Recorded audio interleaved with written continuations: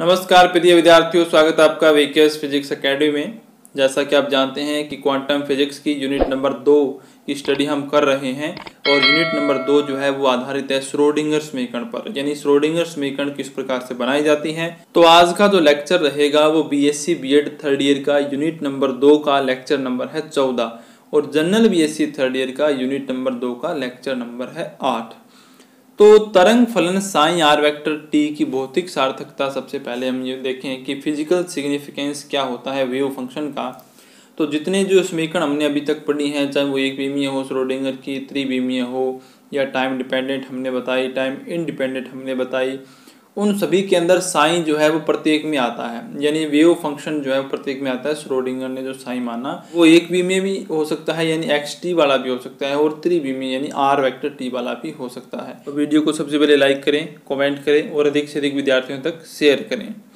देखिए, जो हमने पोटेंशियल ऊर्जा पढ़ी थी वी आर वेक्टर टी, वो हमने बताया था कि एक बल क्षेत्र यानी फोर्स का जो एरिया एफ होता है उससे रिलेशन रखता है, और उसके आधार पर जो गतिशील कण है उसके संपूर्ण व्यवहार को हम किससे व्यक्त करते हैं, साइन आर वेक्टर टी से व्यक्त करते हैं। यानी ये वेव फंक्शन जो है उसके आधार पे हम उस श्रोडिंगर समीकरण को देते हैं, उसका हल भी हम प्राप्त करते हैं। तो यहाँ पर जो साइन आर वेक्टर टी है उसका एक कोई सीधा भौतिक अर्थ तो नहीं है कि भाई जिस प्रकार से विद्युत फ्लक्स होता है उसका भौतिक अर्थ होता है कि अगर किसी एरिया से जितनी विद्युत क्षेत्र रेखाएं गुजरती हैं तो उनकी संख्या है वो क्या होता है, विद्युत फ्लक्स होता है। ये इस प्रकार से भौतिक अर्थ होते हैं। तो यहाँ पर ऐसा कोई भौतिक अर्थ साइन आर वेक्टर टी का नहीं मिलेगा हमें, लेकिन इसको हम प्रायिकता के पदों में व्यक्त कर सकते हैं कि इसका संबंध कण की प्रायिकता से किस प्रकार से होता है। तो साइन आर वेक्टर टी एक सम्मिश्र फलन है, यानी कॉम्प्लेक्स कॉन्जुगेट फंक्शन है, जिसका मुख्य संबंध जो है वो समय टी पर कण की पोजीशन आर वेक्टर पर पाए जाने की प्रायिकता से होता है। यानी इसका कोई भौतिक अर्थ डायरेक्ट तो नहीं निकलता, लेकिन हम कण के पाए जाने की जो प्रायिकता है उसकी पोजीशन के हिसाब से, आर वेक्टर के हिसाब से, तीनों कोऑर्डिनेट के लिए, तीनों कोऑर्डिनेट का मतलब हम 3D में उसकी बात कर रहे हैं, यानी एक स्पेस की हम बात कर रहे हैं। तो स्पेस के अंदर जहां पर कण के पाए जाने की प्रायिकता होती है उस प्रायिकता के साथ इस साइन आर वेक्टर टी का भौतिक अर्थ निकलता है। अब इसको समझते हैं कि ये किस प्रकार से होता है। जिस क्षेत्र में कण के पाए जाने की संभावना अधिक हो, यानी ऐसा कोई एरिया जिसके अंदर पार्टिकल के पाए जाने की संभावना अधिक हो, वहां पर साइन आर वेक्टर टी का मान क्या होता है, अधिक होता है, यानी उसकी प्रायिकता ज्यादा होती है। और जहां कण की प्रायिकता नगण्य हो वहां साइन आर वेक्टर टी क्या होता है, नगण्य होता है। तो इस प्रकार से प्रायिकता के साथ इस वेव फंक्शन को रिलेट किया जाता है। बस इतना ही इसका भौतिक अर्थ होता है। एक वैज्ञानिक थे मैक्स बोरन, उन्होंने भी प्रायिकता के साथ इसका एक संबंध बताया, इसके आधार पर उन्होंने इसके भौतिक अर्थ को समझाया। लेकिन उनकी इस थ्योरी से क्या हुआ कि इस वेव फंक्शन साइन पर दो प्रतिबंध लग जाते हैं। वो प्रतिबंध कौन से है वो हम देखेंगे।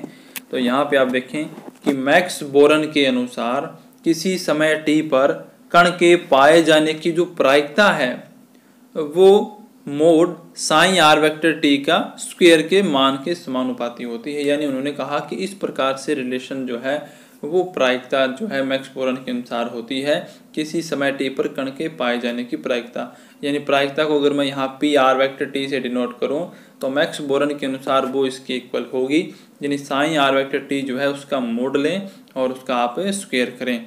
अब ये जो मोड हमने लिया है, स्क्वायर हमने लिया है, इसको हम समीकरण 1 के रूप में लिख सकते हैं, क्योंकि हमने पहले भी कहा था कि यहाँ पर ये जो साइन आर वेक्टर टी है ये क्या है कि सम्मिश्र संयुग्मी संख्या है, सम्मिश्र संयुग्मी कॉम्प्लेक्स कॉन्जुगेट संख्या है। तो इसलिए इसको हमें संयुग्मी में लिखना पड़ेगा। यहाँ पर हम इस स्टेप को संयुग्मी और एक नॉर्मल फंक्शन के मल्टीप्लाई के रूप में लिखेंगे, यानी psi star R vector T, psi R vector T ये किसके बराबर होगा, पी आर वेक्टर टी के। ये इक्वेशन नंबर हो जाती है 1। अब यहाँ पर आपको ये पता नहीं लग रहा कि भाई साइन स्टार का मतलब यहाँ पर किस प्रकार से है, ये संयुग्मी सम्मिश्र फलन है वो किस प्रकार से। तो इसका पता आपको तब लगेगा जब हम साइन आर वेक्टर टी की कोई वैल्यू पुट करेंगे। जैसे हमें कोई वैल्यू दी जाए इस वेव फंक्शन की, उस वैल्यू के हिसाब से उसमें आइगन फलन होगा, आइगन मान होगा। ये वैल्यू हमें देने के बाद उसमें हम कॉन्जुगेट उसको बना सकते हैं, उसमें आयोटा आएगा, उसको माइनस हम कर सकते हैं, यानी सम्मिश्र राशियाँ हमारे पास आएंगी, तब हमें ये पता लगेगा कि हम साइन को साइन स्टार में कैसे बना सकते हैं और फिर इसका हम यूज करेंगे, जहाँ psi star R vector T सम्मिश्र संयुग्मी फलन होता है। तो इसलिए P R vector T D V बराबर psi R vector T square D V, ये प्रायिकता हो जाती है समीकरण नंबर 2। अब डी वी का मतलब तो आप समझ ही गए होंगे, यानी यहाँ पे तीनों कोऑर्डिनेट को मिला के डी वी लिखा गया, यानी D X D Y D Z. यह समीकरण किसी अल्पांश आयतन डी वी बराबर D X D Y D Z, या इसको आप ऐसे भी डिनोट कर सकते हैं डी की क्यूब आर वेक्टर में एक कण के पाए जाने की प्रायिकता देती है, यानी एक पार्टिकल उसके पाए जाने की प्रायिकता देती है, और वो प्रायिकता किस पर आधारित है, इस वेव फंक्शन पर आधारित है। अतः साइन आर वेक्टर टी को प्रायिकता आयाम भी कहते हैं। तो यहाँ पर ये जो प्रायिकता हमें बताती है, इस प्रायिकता के आधार पर वेव फंक्शन जो है साइन आर वेक्टर टी, इसको प्रायिकता आयाम भी कहा जाता है। लेकिन मैक्स बोरन की इस व्याख्या से इस तरंग फलन पर 2 प्रतिबंध लग जाते हैं। कौन कौन से प्रतिबंध लग जाते हैं इसकी हम चर्चा करते हैं। देखिए, नंबर 1 कि तरंग फलन किसी भी स्थान पर अनंत नहीं हो सकता है। तरंग फलन किसी भी स्थान पर अनंत नहीं हो सकता। ऐसा क्यों है? क्योंकि जो फंक्शन अभी हमने पढ़ा था psi R vector T square D V, ये क्या करता है, ये एक कण की प्रायिकता को डिनोट करता है, और प्रायिकता है वो अनंत नहीं हो सकती है। तो इस वजह से तरंग फलन जो है वो किसी भी स्थान पर अनंत नहीं हो सकता, क्योंकि वो प्रायिकता से संबंध रखता है, और प्रायिकता अनंत नहीं हो सकती तो वो तरंग फलन भी अनंत नहीं हो सकता। तो एक स्टेप तो ये हो गया, प्रतिबंध लग गया मैक्स बोर्न की व्याख्या से। दूसरा प्रतिबंध क्या लगा कि किसी आर वेक्टर पर तरंग फलन साइन आर वेक्टर टी का केवल एक मान ही होना चाहिए। एक मान होने का मतलब यहाँ पर है कि अगर किसी स्थान पर प्रायिकता एक से अधिक मान देती है तो वो अर्थहीन होगी, हम उसकी व्याख्या नहीं कर पाते हैं। इसलिए ये जरूरी है इसकी व्याख्या के लिए कि किसी स्थान पर साइन आर वेक्टर टी का केवल और केवल एक मान ही होना चाहिए। तो ये भौतिक अर्थ था अपना साइन आर वेक्टर टी का।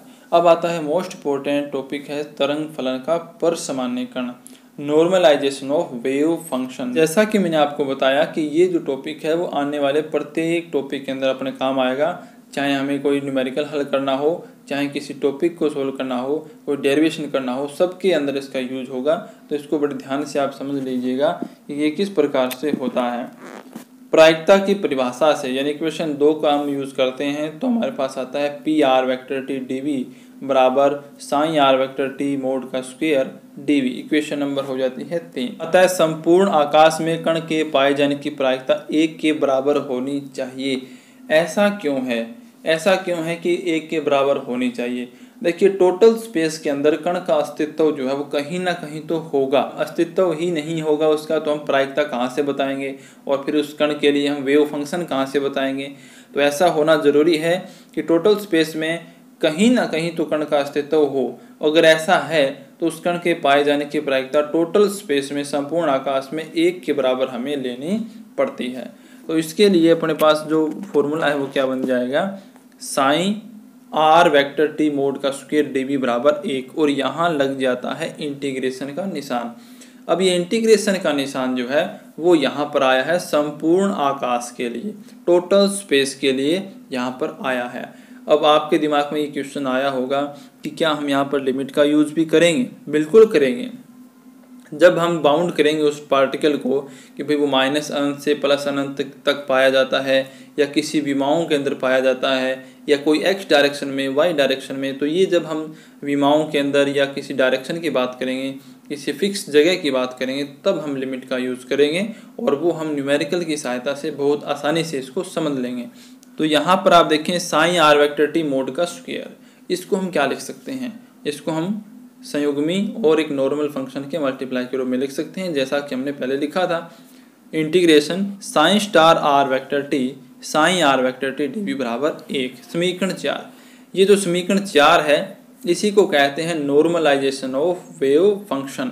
और ये किस प्रकार से होगा, इसका ज़्यादा महत्व किस प्रकार से है, वो महत्व हम तब समझेंगे जब हम कोई न्यूमेरिकल हल करेंगे, जब हमें साइन की कोई वैल्यू दी जाएगी, फिर उसका हम संयुग्मी लेंगे, और यहाँ पे वैल्यू पुट करने के बाद जब हमारे पास उसका कोई मान आएगा तब हमें इसकी भौतिक अर्थ को समझेंगे कि ये फॉर्मूला कितना इम्पोर्टेंट होता है।